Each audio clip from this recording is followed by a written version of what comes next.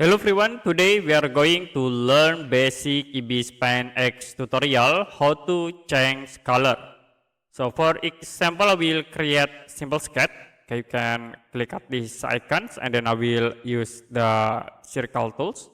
We create circle in here.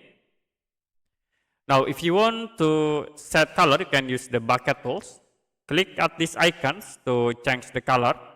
I will set into red color. Now we can click inside to fill the shape. If you want to change this blue color, you can click again, the color change. And I will set into green. Now you can click in this blue color to change the color. So very easy if you want to change again by using these bucket tools. Okay, that's it for basic ibispaintx tutorial, how to change color. If you have any question about tutorial, you can comment below this video.